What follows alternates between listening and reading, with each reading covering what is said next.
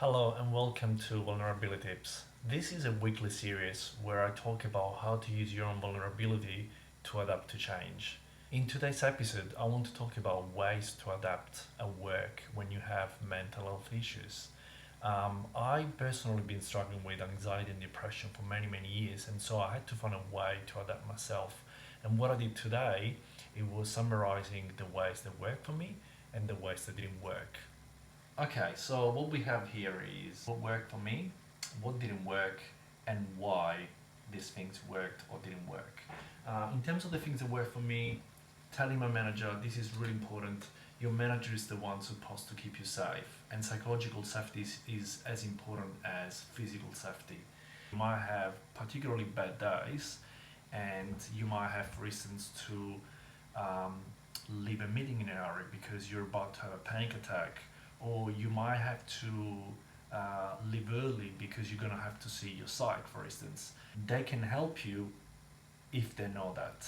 Seeking professional help, while your friends can be or your family can be great support for you, it's very important that you actually see a professional because they will help you with devising a strategy moving forward. That A, it will make you feel better because you know you have a strategy, and B, you know how to deal with things while they happen because you have a strategy. Labeling emotions, that is my favorite one. So this is about having fun with what's happening to you. What happens, for instance, to someone who's particularly anxious or depressed is that you start to have internal conversations that they can go really far. And so I imagine these imaginary characters in my head, and I say, boy, the paranoid is that till today. It's gonna be a big day for us. And it came to with Negative Nancy. And Negative Nancy brought in also Angus the Anxious. And Angus the Anxious is bestie with Jess the Depressed. I know it's really weird, but trust me, it's a lot of fun too. Letting it all out with things like journaling or creativity. What do I mean by this? For instance, is don't keep them inside yourself to have these inner dialogues getting bigger and bigger, but trying to find an outlet. Journaling could be one, like writing down whatever comes into your head. Audio journaling is so I have my phone and I just record a voice message with whatever is going through my head. Creativity, it's in a way you could say that what I'm doing here, my video series, it's actually a way to let it all out because I talked about mental health issues and I talked about the things that if they were kept inside me would just grow bigger. But by creating this creative outlet, I'm channeling all of this energy outside, and so I feel much better after I made one of these videos. Support network, this is an easy one. At work, I will have a speed dial person, the person that if I had any episode happening to me would just drop almost anything they were doing and just go for a coffee with me and have a chat. Mindfulness, meditation and breathing, this is amazing. This is really good actually. This is about managing both in the short and in the long term. In the short term, breathing can actually calm you down very quickly. And in the long term, it could be a strategy, for instance, to sleep better and to reduce your anxiety. What didn't work for me? Keep it all in, which is the opposite of actually letting it all out.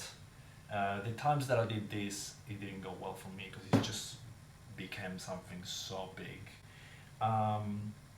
Positive thinking. I'm really sorry, I'm gonna upset some people here, but I used to work for an organization that would organize firewalking courses, or courses where we would go into a boot camp and train doing crazy things, and we would go back home like on a massive hype and we'd be very happy. But that was a short-term fix to bigger problems that each of us had.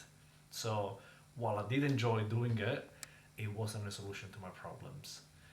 What I found that goes a long way more than positive thinking, for my experience at least, is acceptance. Just accept who you are and what you have and commit to a therapy or a strategy moving forward. Isolating myself doesn't work. Saying, okay, no, I'm going to deal with my own privacy. I mean, now you do have to isolate, but not in this sense. You can still touch with people.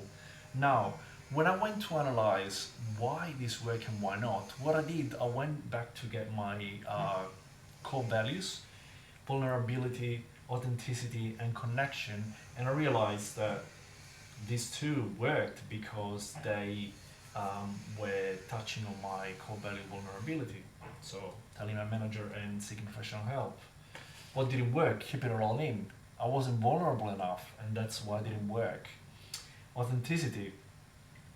Positive thinking didn't work. If I want to be authentic, I can't pretend that things are alright. And same with learning aloud and labeling emotions. That's just being myself. Connection. Isolating myself didn't work, of course. And support network, connect with other people. Mindfulness is connecting with yourself. I hope you like this video. Please let me know what you think, and let me know what worked for you and